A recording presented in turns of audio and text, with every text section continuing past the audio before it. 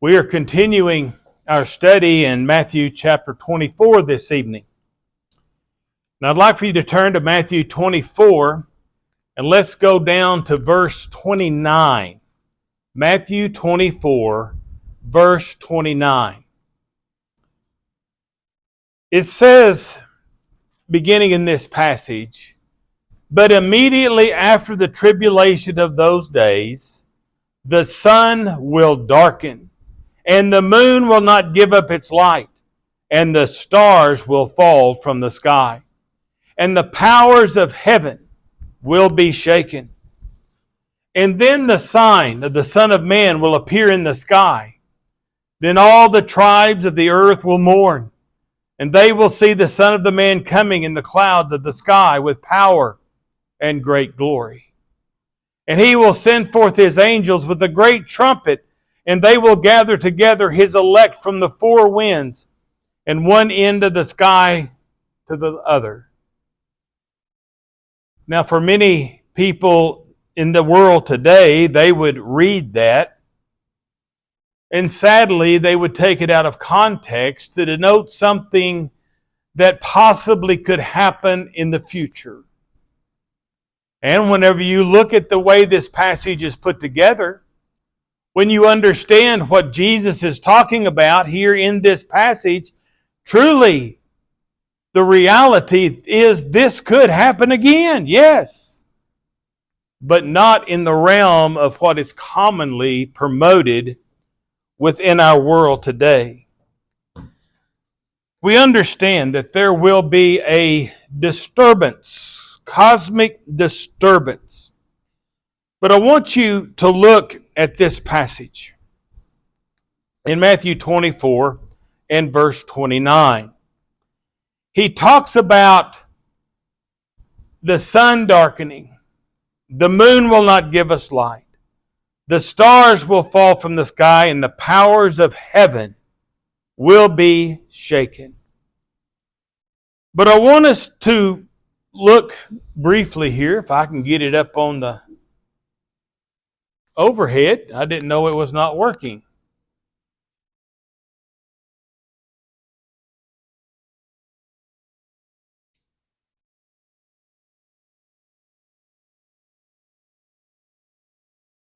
Here we're going. I thought it was working. Well, one of these days. There it goes. Ah, bloop. There we go. All right. As we noted here, talks about the sun, the moon, the stars, and the powers of heaven. And people will go along and they make some beautiful pictures of how awful this is. And you see it all over the internet and everywhere else.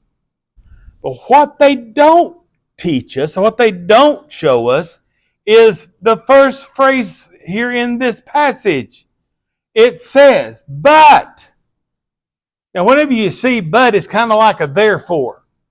This is going to happen, and because of this happening, but this is going to be what's happening later, what happens next. And he says, but in 5,000 years after the tribulation of those days. Is that what it says? No. Does it say 2,000 years? 3,000 years? No. Does it say 30 days? No. But it says immediately after the tribulation of what? Those days. The word immediately denotes the idea of straightway, immediately, or forthwith. Now, to our vernacular, it's going to happen here pretty quick. This is what's going to happen. And whenever we look at this passage and we talk about it, it could be noted as Jesus telling the people, the Jews, folks, there are some dark days ahead. And I want you to get in your mind, and we'll go back and look at this in a minute. everything that happened with the destruction of Jerusalem. He said the destruction is coming. He told the Christians to get out and to get away from there, to not be in Jerusalem. We go back and we look at history and we see the destruction and the devastation and the horrid situation with the destruction of Jerusalem. And the days or the weeks, maybe months previous to that, in those other cities where people were being killed and there was war and all of these things were going on. But in Jerusalem, their primary place of worship was destroyed. Their connection with God was destroyed. Those are dark days. Not only did all of those people die, and we're talking hundreds of thousands that died, but they had nothing left. They were tearing down the blocks of the temple. The gates had been torn down. The walls had been torn down. The place was desolate. These people had nothing. We might use the example of what we have seen over the last several days, where these tornadoes have come through these towns and they just leveled everything. Those are dark days. What are we going to do? And they were already starving.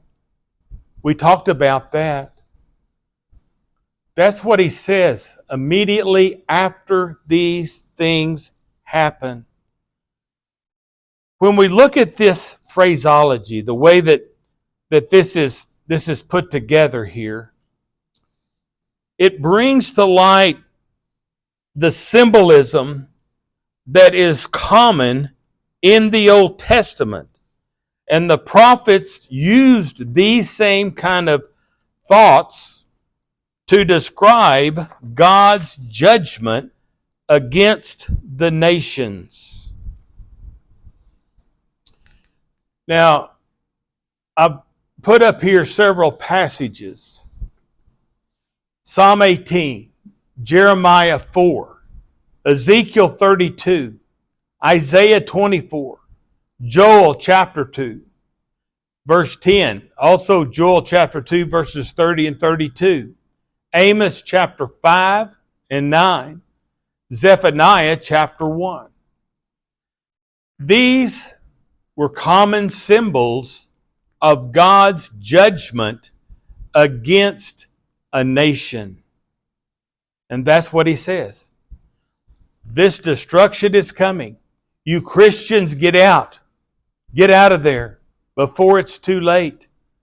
Because this judgment is coming. And when the judgment comes, when Jerusalem falls, it's going to be some dark days.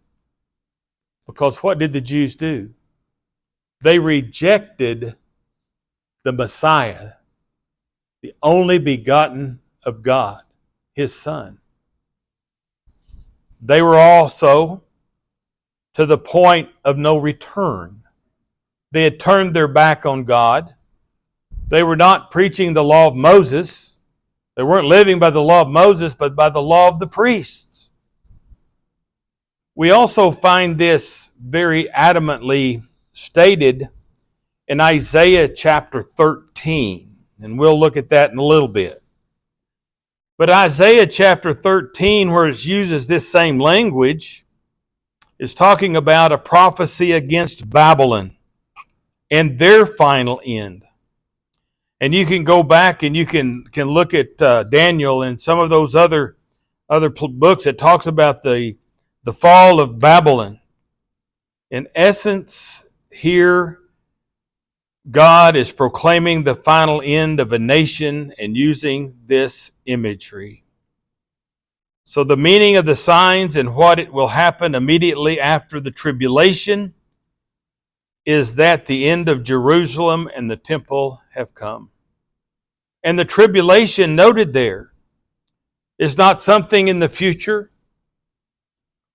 It is during the siege.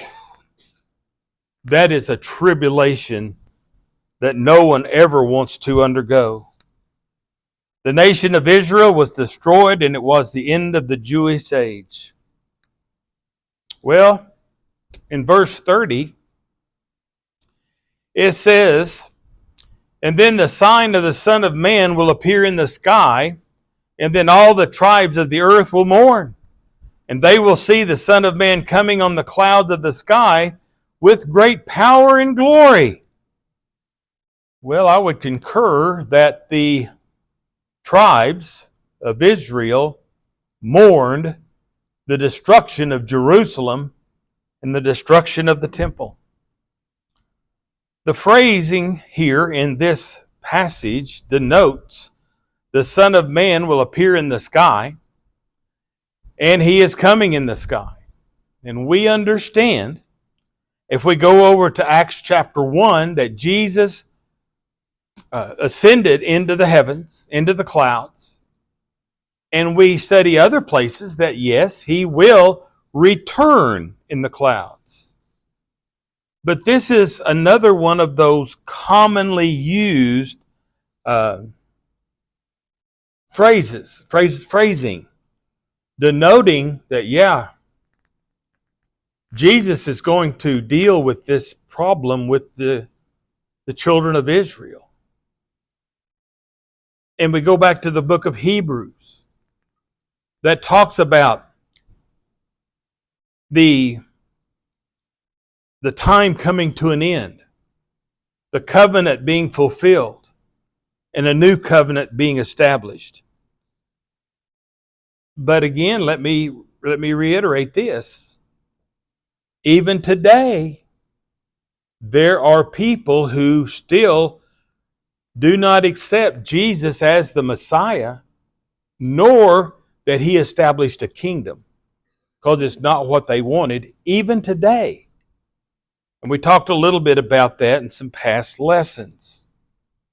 Well, so this denotes the idea that there's going to be vindication, there's going to be judgment, and yeah, that's what it denotes within this passage.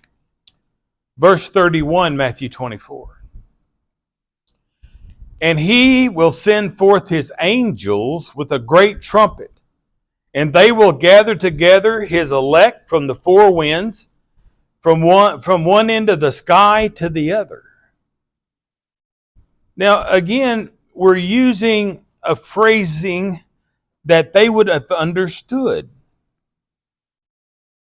They understood the language that was being used, the Koine Greek at the time. He begins here in verse 31. He says, "And he will send forth his angels." See, we've just been talking about Jesus in the previous verse. So Jesus is going to send forth his angels. Many today, when they look at that little word, angels, and gelios is the word in the original language, they think of the heavenly beings. They think of the supernatural beings. We've studied those. We've talked about those. But I want you to look here, and in the New American Standard, we have a small a. And a lot of times they will differentiate between the heavenly beings, the angels, with the angels. And we defined back when we studied on the angels on Wednesday night that the angels from heaven, that group, they were a group that did God's bidding. That's their work. That's their work. Those heavenly angels. This word means messenger, one who is sent, a messenger from God. This is not denoting the heavenly beings. This is talking about those who were sent out to do what? to gather together the elect from the four winds. They were to go out and teach the gospel. They were to bring forth Christians. From where? Everywhere. The old law was for the Jews. That's who it was for. And it was from those people, right there. The gospel is for everyone. Well, now he goes on here and he says, with a great trumpet. Well, that's an interesting passage.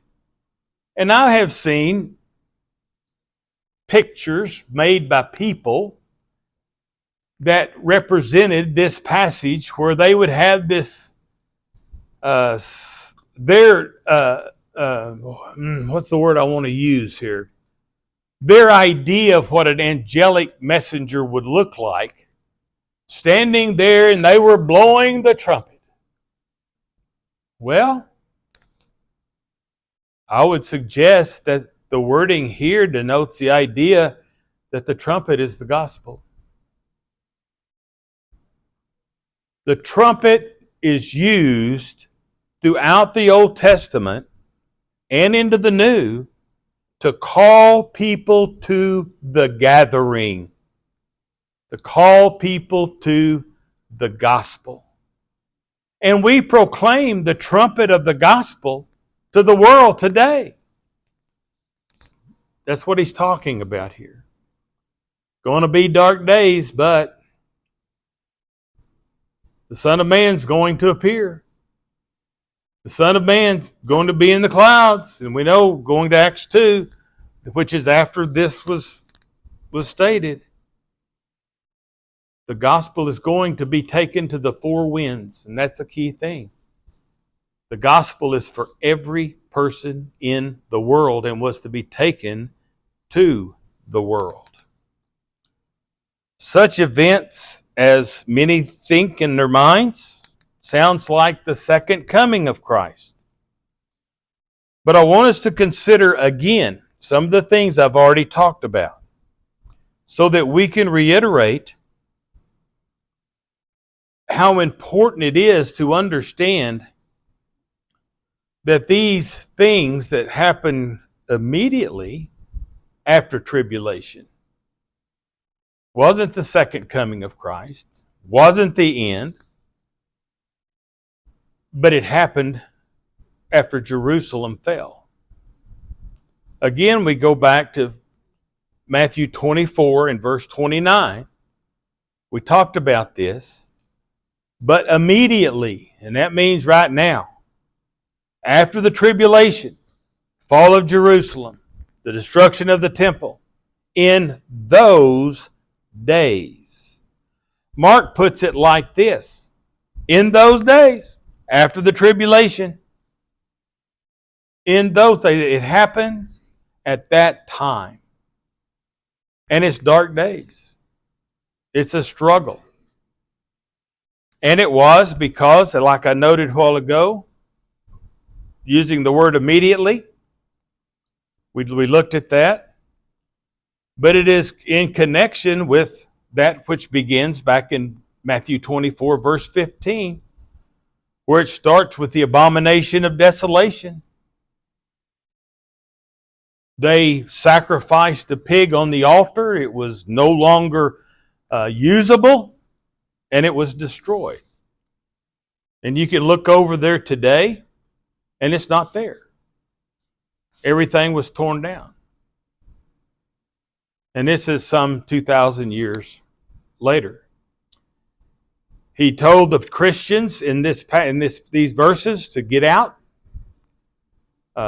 be ready whenever the siege comes, and don't stick around. And in essence, we talked about the difficulties beginning there in about verse 24 through 28, about the false Christ, about those who were trying to lead people away, talked about the wilderness, says, get out. When the lightning, just as lightning comes from the east and flashes even in the west, so will the coming of the Son of Man be. Judgment on the children of Israel. It was fulfilled. It was completed. The coming judgment of Jesus was to occur at the conclusion of the siege of Jerusalem. Now, I noted tonight about the usage of these words in various passages. And I want us to look at Isaiah chapter 13. Isaiah chapter 13. In verse 1, it says, the oracles concerning Babylon, which Isaiah the son of Amos saw.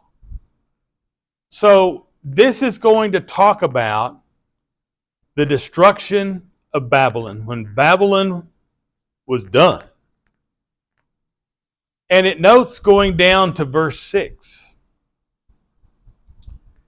Isaiah chapter 13. Wail, for the day of the Lord is near. It will come as destruction from the Almighty. Therefore all hands will fall limp, and every man's heart will melt. And he will be terrified. Pain and anguish will take hold of them.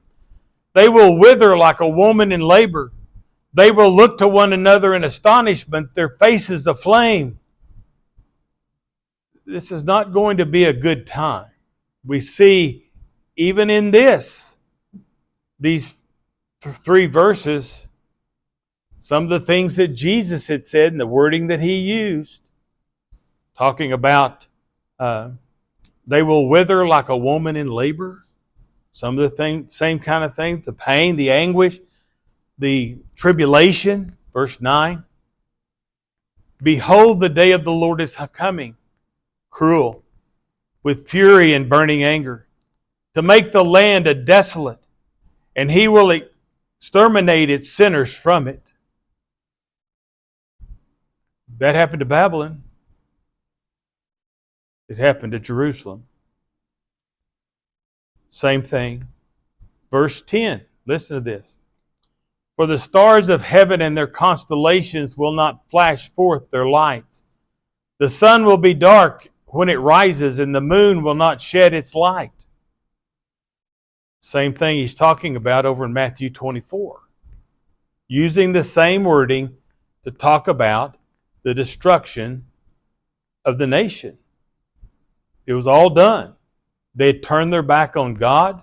They fulfilled what they were supposed to do. But they didn't accept the Messiah. They're reaping the consequences of their choices. There's some people out there that use these kind of passages and they try to make it in our reality.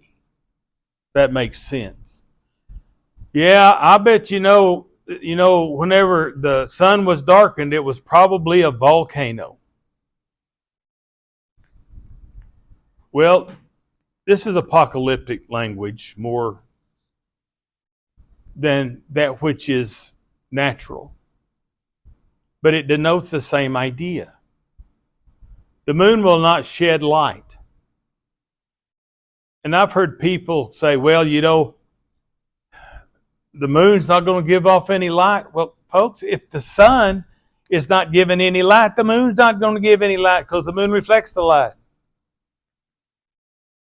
But they try to add to this and make it, that's the word I'm looking for. They want to sensationalize these passages. And it scares people.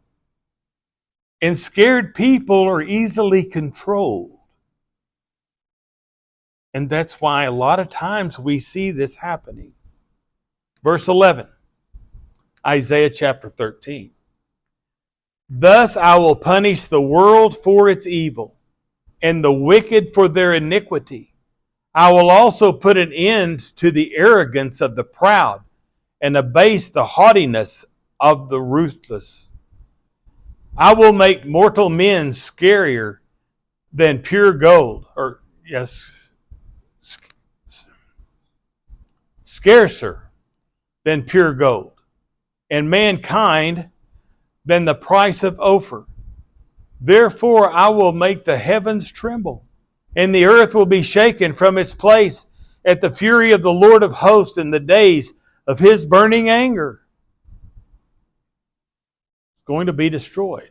It's not going to be a good thing. We also see this same type of verbiage used in the destruction of Egypt in Isaiah 19 verses 1 and 2. He says, the oracles concerning Egypt, behold, the Lord is riding on a swift cloud and is about to come to Egypt. We have that verbiage of the cloud bringing judgment.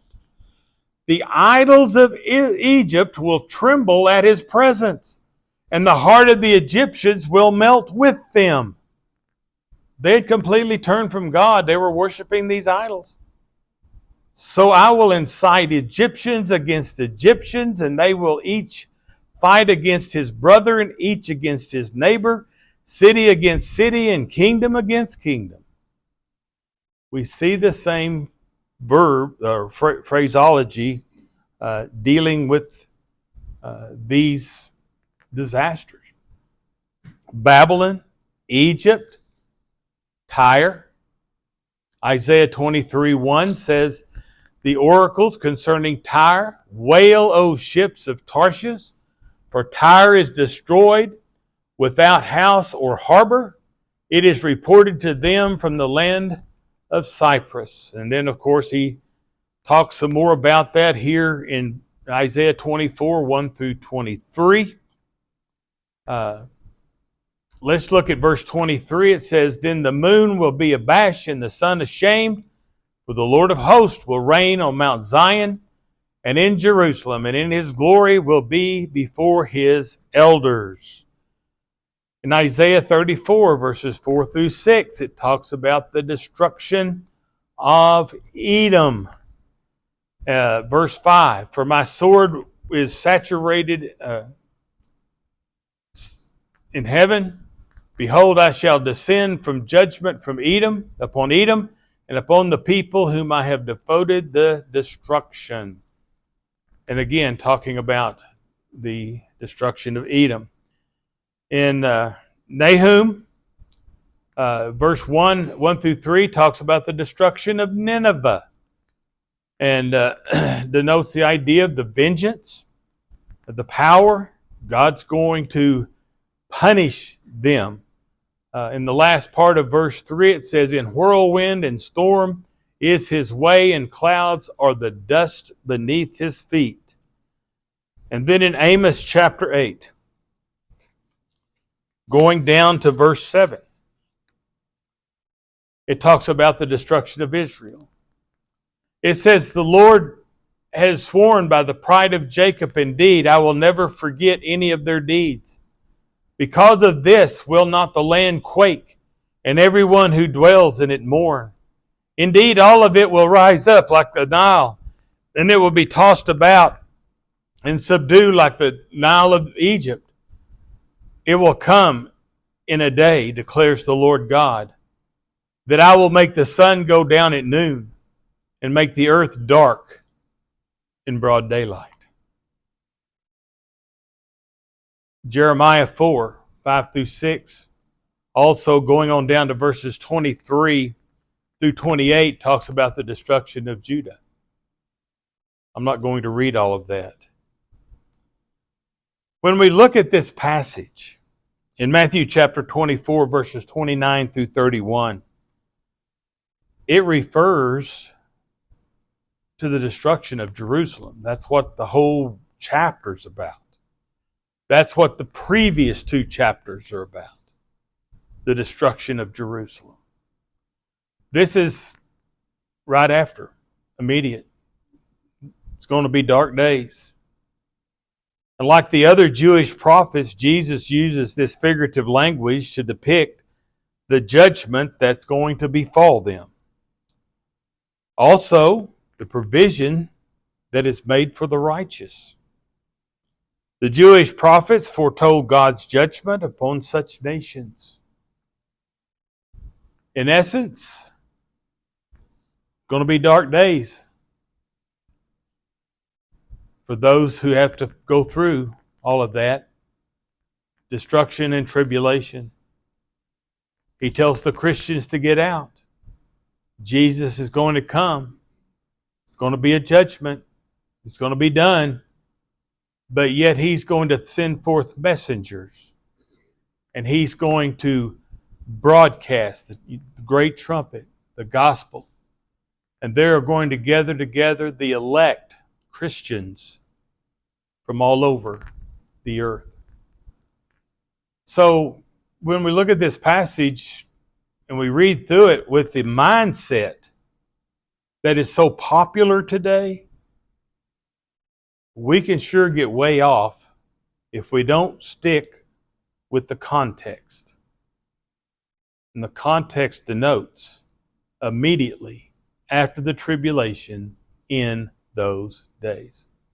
So Lord willing, we'll continue our study in Matthew 24 next Wednesday evening.